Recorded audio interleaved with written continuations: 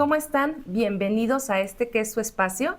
El día de hoy estamos muy contentos. Nos acompaña un hombre que ha caminado todo el estado y que sobre todo tiene esta sensibilidad de escuchar a la ciudadanía. Él es Sinue Pidajil. Gracias, Erendira. Gracias por estar aquí, Sinue. Él es diputado local de la 61ª legislatura por el estado de Querétaro. ¿Cómo estás, Sinue? Pues muchas gracias, Erendira, aquí de estar en tu programa, en tu espacio.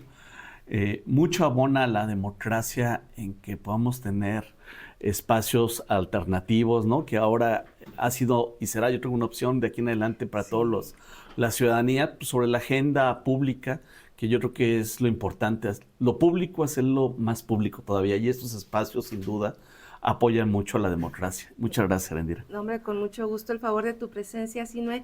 Has recorrido muchas comunidades, muchas áreas muy interesantes en el estado.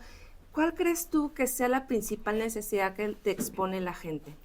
Pues mira, sí, ya yo en el 2005, por mandato del en ese entonces jefe de gobierno Andrés Manuel López Obrador, que buscábamos un proyecto alternativo de nación en la búsqueda de la presidencia, pues me manda aquí a Querétaro.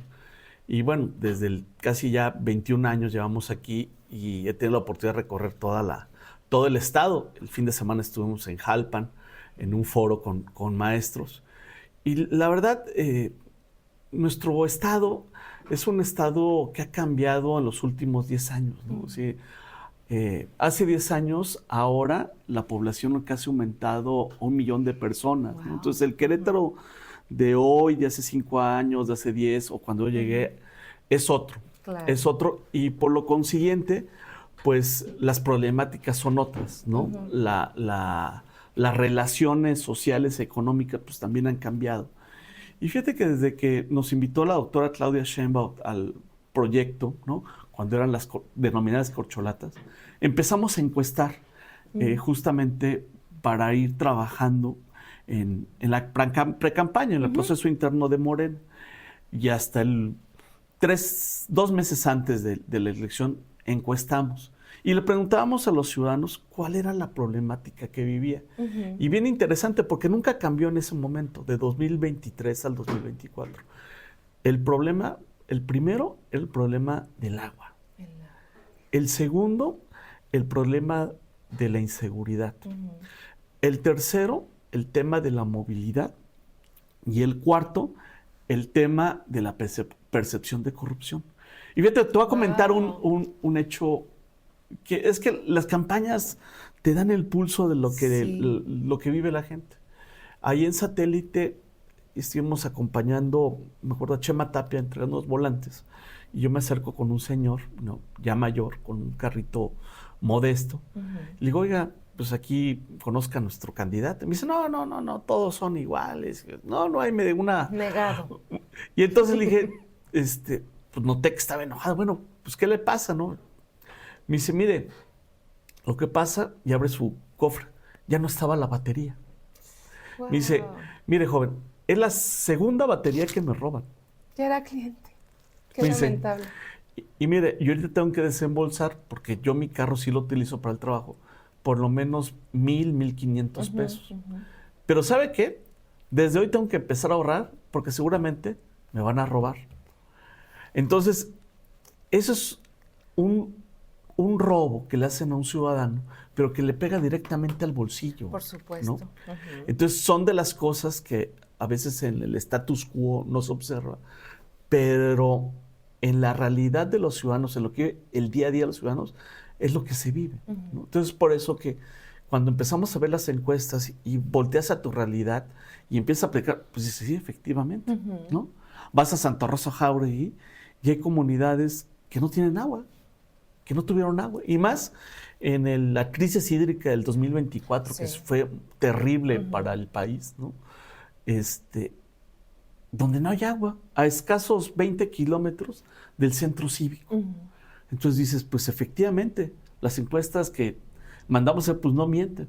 Entonces, básicamente, nosotros debemos observar que esos 4 temas son la agenda de la problemática de los ciudadanos y que es vigente actualmente.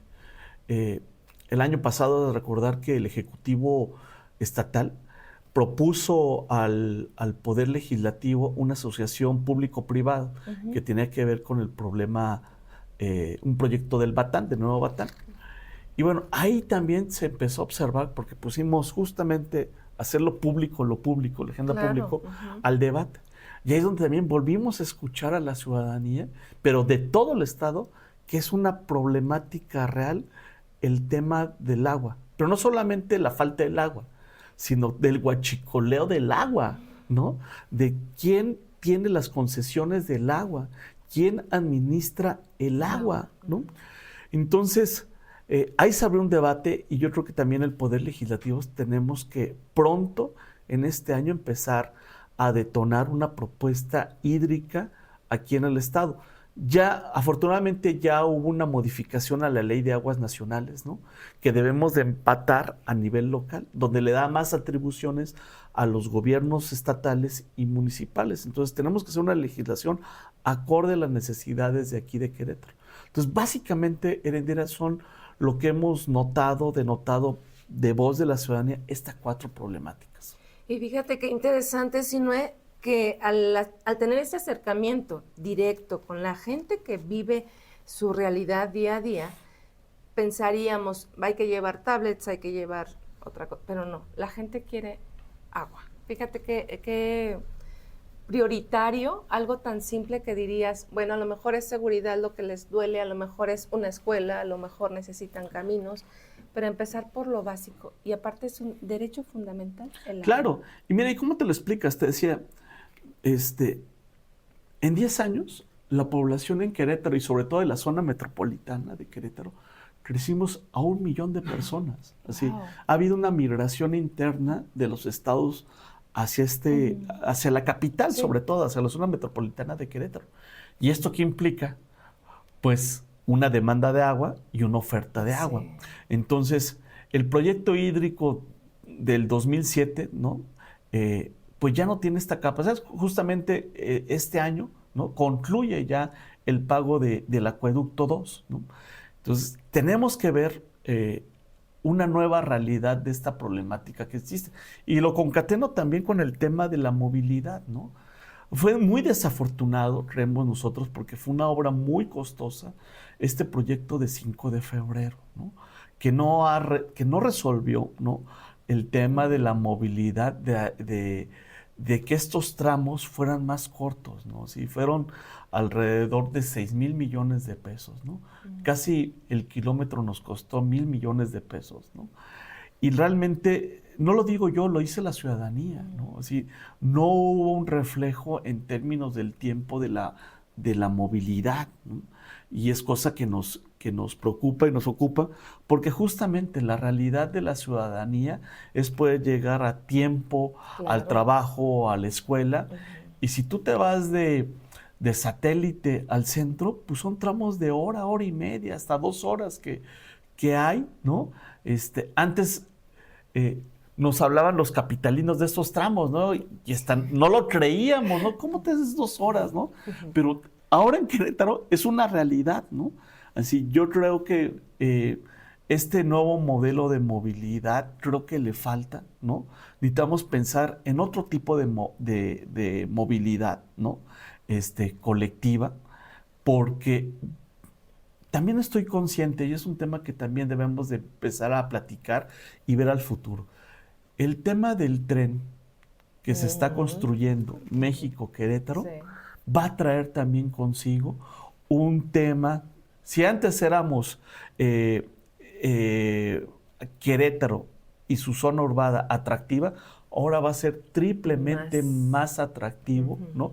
El que los ciudadanos de la zona metropolitana se vengan a vivir, sí, aquí. Entonces, también va a modificar también las relaciones económicas, sociales, y qué implica, pues, el tener servicios, agua, luz, drenaje, movilidad, así, todo lo que implica esto. Entonces, yo creo que estamos a tiempo, ¿no? De hacer una muy buena planificación, porque la planificación en Querétaro en los últimos años solamente estuvo pensada en un sector y en un beneficio, que es el sistema inmobiliario.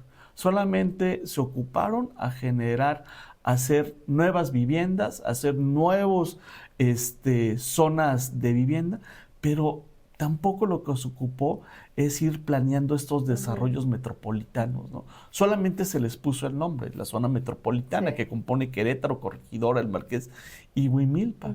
Pero el problema que vamos a vivir ahora, creo yo, por el tema de esta nueva oferta de movilidad de la Ciudad de México a Querétaro, yo creo y estoy muy consciente de que eso va a traer un cambio, ¿no?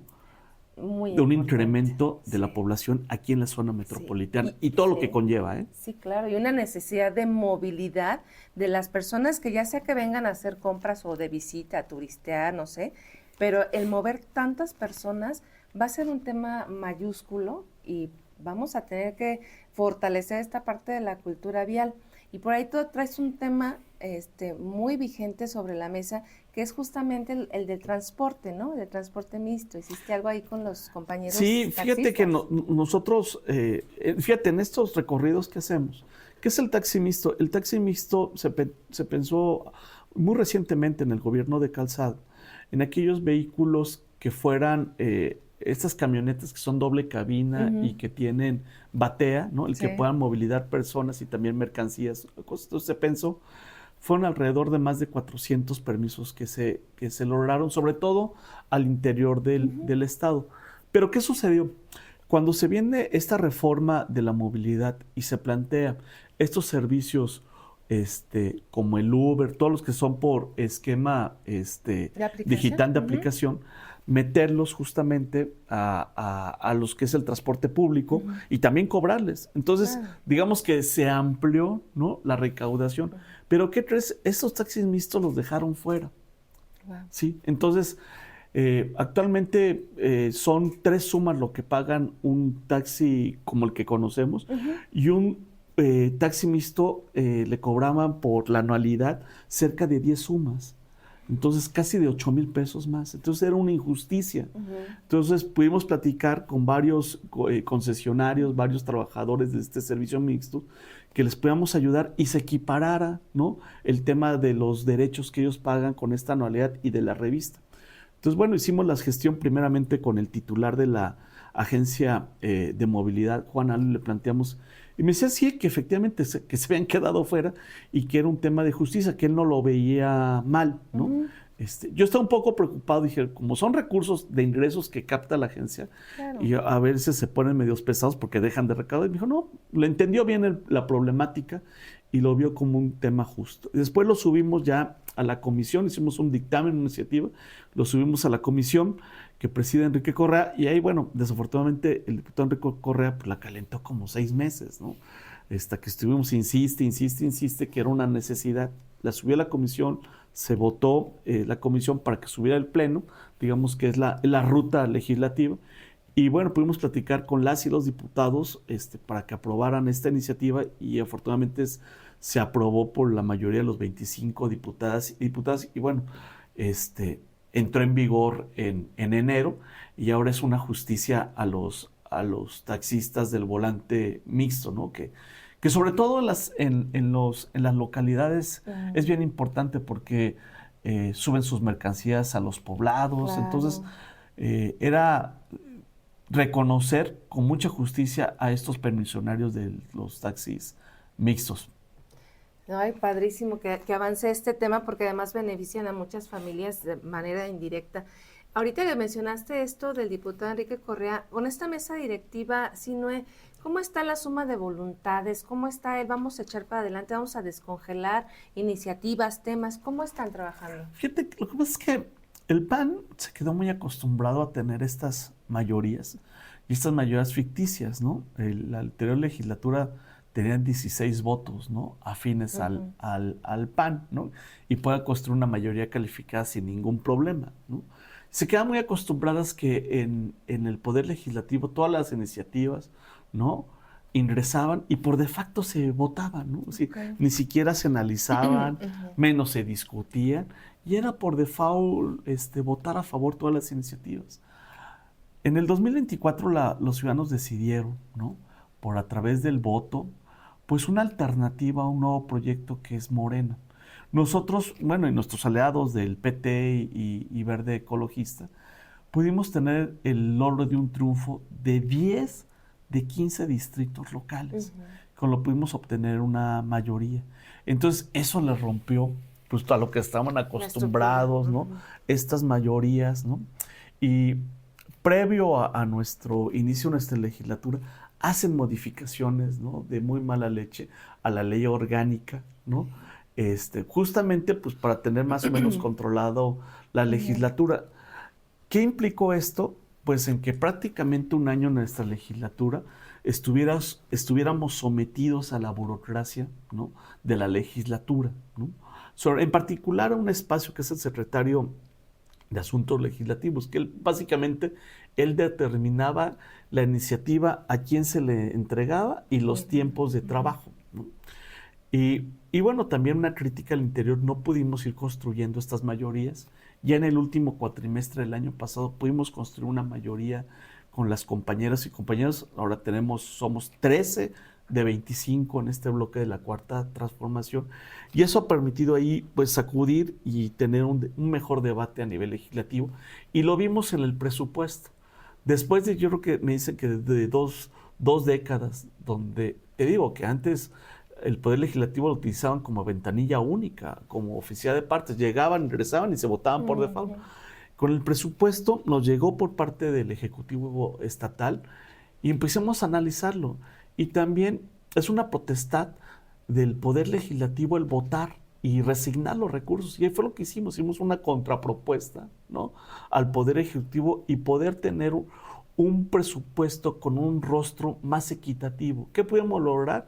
Puede dotarle mayores recursos a los municipios de la sierra, puede dotar mayores recursos a las poblaciones indígenas, a los discapacitados, ¿no? Entonces, por lo menos ya empezamos a debatir, ¿no? Claro. Y también a los presidentes municipales con las tablas de valor, empezamos a cuestionarlos, ¿no? ¿Por qué y cómo llegaban esas referencias de las tablas de valor, que es un paso antes, ¿no? Que determina los impuestos prediales? Y por ahí hubo un municipio donde quería un empréstito, ¿no? De 180 millones de pesos en San Juan del Río. Y nosotros, pues, ¿a razón de qué? Como que ¿para qué? No iba a que justificar, ¿no? Claro. Y la verdad es que no hay justificación, porque se quedaron muy cómodos de que ahí lo que tú ingresabas, todo se votaba a favor, sin menor discusión, sin menor análisis, ¿no? No, aquí hay que platicarlo, hay que analizarlo y convénzanos a nosotros que somos los legisladores, ¿no? Entonces, bueno, estamos cambiando esta relación. Yo creo que podemos vivir que hay ya un equilibrio de poderes que mucho abona la democracia en Querétaro, ¿no? Y una división real de poderes, que justamente, pues yo creo que abona también a la democracia institucional de lo que vivimos aquí en Querétaro. Y es lo que estamos viviendo actualmente. Y esta suma de voluntades, pues que hagan un debate fresco, un debate preparado, porque finalmente los que están esperando que avancen ciertas iniciativas, pues es la ciudadanía, ¿no? Es que el Parlamento, en su denominación, es aquel que parlae, que discute, justo que analiza, que te subes al debate, ¿no? Así, mientras más debates tengamos, más en buena lid, confrontación de las ideas, vamos a llegar a un mejor resultado, una mejor idea, ¿sí? Construida por el consenso, ¿no? Entonces, yo sí estoy convencido que se dejó de debatir en el Congreso de Querétaro por muchas décadas, ¿no? Y que ahorita estamos iniciando, y que espero que eso se institucionalice, que los legisladores empezamos a debatir, empezamos a deconstruir, ¿no? Nuestros propios argumentos para construir un argumento colectivo, porque al fin y al cabo, mira, ahorita se viene un tema bien importante en la agenda de la legislatura, que por cierto me da mucha pena. El Congreso, estuvimos en falta legislativa constitucional, porque en marzo del año pasado debimos haber hecho las modificaciones al Poder Judicial local. Ya va a ser un año. Ya va a ser un año. Hace un año justamente Morena presentó una propuesta y en marzo presentamos otra propuesta, 4 diputados más sobre leyes secundarias. Y siempre estuvimos esperando, ¿no? Una contrapropuesta por parte del PAN para debatir el nuevo Poder Judicial que estamos mandatados por la Constitución a hacerlo. Hacerlo. Sí. La seguimos esperando. Fíjate, nada más. Mejor el poder ejecutivo, a través del gobernador, nos mandó una propuesta que el propio PAN. Entonces, ahorita estamos esperando que nos llegue esa iniciativa de forma institucional. Intentamos empezarlo a discutirlo, porque todos los cambios a nuestra constitución local del estado de Querétaro, para hacer una modificación necesitamos la mayoría calificada. Uh-huh. ¿Qué quiero decir? Tener 17 votos de 25, que ninguna fuerza política los tiene. Entonces, ¿a qué nos lleva esto? Poder construir una mayoría de por lo menos 17 votos de diputadas y diputados. ¿Qué nos lleva a esto? Pues ir construyendo un consenso entre todos. ¿Qué debemos de todos? Pues abrirnos al debate. Claro. No alejarnos al debate para poder construir esta mayoría. Claro. ¿Sí? Y yo creo que va a ser una prueba de ácido para esta legislatura, porque necesitamos construir esa mayoría. ¿Sí? Estamos comprometidos, porque además, te decía, estamos en falta constitucional. A mí me da mucha pena decirlo. Wow. Estamos obligados, así, la ciudadanía para eso nos paga, para crear legislaciones, normas. Y esto es un mandato supremo de la Constitución, es un mandato de la ciudadanía. ¿Sí? Los ciudadanos decidieron a través del voto que le dieron a la presidenta, al Congreso de la Unión, denominado diputados y federales, ¿sí?, de modificar la Constitución para que los juzgadores sean sometidos al escrutinio público. Porque al fin y al cabo, ¿qué es, Erendira? En el 24, ¿qué fue el propósito? Cada fuerza política a través, ¿sí?, de sus candidatos hicieron una propuesta. Y nuestra propuesta a través de la presidenta fue muy concreta. Y del entonces presidente, que sean electos los juzgadores a nivel nacional y a nivel local. Nosotros lo hicimos público, cuál es nuestra propuesta dentro del programa. Y la gente decidió que sí. Por eso tenemos una mayoría en el Congreso de la Unión, la Cámara de Diputados, senadores, en la mayoría de las legislaturas. No es un capricho de Morena o de sus legisladores. Fue una propuesta de cara a las ciudadanías que la gente decidió, y estamos obligados a cumplir aquí en Querétaro. Pese a lo que no es un tema ideológico de proyecto, es un tema de cumplimiento con la ciudadanía y con la democracia. Claro, y más ahora que está la ciudadanía en este termómetro, viendo qué hacen nuestros representantes, viendo cuando hacen votaciones o algo, la gente los sigue, aunque a veces se salen ustedes un poquito de tema y se ponen a pelearse en un debate que ya no es sano, pero bueno, la ciudadanía espera eso, espera justamente que haya esta suma de voluntades y que al entrar a debatir, al entrar a votar ustedes, se quiten los colores y nutran el diálogo, porque la ciudadanía es la que está esperando que avancen ciertos temas para el bienestar de todos, ¿no? Y eso tendría que ser, el sumar las voluntades para que avancen y descongelar temas que estén parados, ¿no? Claro, mira, aquí es una cuestión muy práctica. Así, el tema de la reforma del Poder Judicial, ya está un camino dado que nos da la misma Constitución, ¿no?, que tiene que ser electos. El tema es el procedimiento. Lamento mucho que no hayamos hecho esta modificación el año pasado, y sobre todo que el año pasado, porque nos daba las atribuciones la Constitución Federal, el poder elegir a una parte de los juzgadores locales. Yo digo que nos metimos en un gran problema, nos metió en un gran problema el PAN, porque yo le llamo que en el 2027, con esto, vamos a tener un tráfico electoral impresionante, Erendira. Vamos a tener elecciones de gobernador, 18 municipios o ayuntamientos, 15 distritos locales, 6 distritos federales, la otra parte de los juzgadores federales y todo el poder judicial del estado de Querétaro. Si de por sí lo vimos, y hay que decirlo con toda claridad, porque fue novedoso. El año pasado la elección de los juzgadores fue muy complicado. Sí, es cierto. ¿Y por qué también fue complicado? Es una crítica. Los ciudadanos de a pie, ¿sí?, vean muy lejos a los servidores públicos que administran la justicia en este país, ¿sí? no sabían sus funciones, no saben cuál es el esquema institucional que tiene y depende el Poder Judicial. Entonces, pues es muy complicado entender. Si para uno poder entender todo el andamiaje institucional de es pues para los ciudadanos más. Claro. Entonces, sí hubo, ya que ha sido un tema de poder que los ciudadanos entendieran por quién van a votar y cómo van a votar, ¿sí? Ahora imagínate, ya tuvimos esa experiencia el año pasado, ahora en el 27, si le sumas todos los cargos, ¿no? A nivel local, los juzgadores, fue un grave irresponsabilidad del PAN no haber votado y haber hecho elecciones, una parte de las elecciones de los jugadores en los 25, porque ahora en el 27 vamos a tener un tráfico electoral impresionante, sin ninguna necesidad.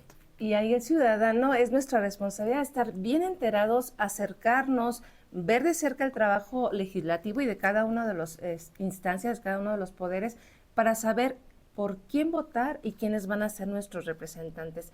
Si no, el tiempo se nos va volando. El buen Samuel ya me hizo señas de ya, terminamos. Muchos temas sobre la mesa. Sinue, ¿te esperamos de vuelta?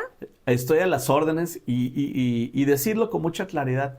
Estos espacios han ayudado mucho a la democracia, han roto, yo creo que estos diques de información, ¿no?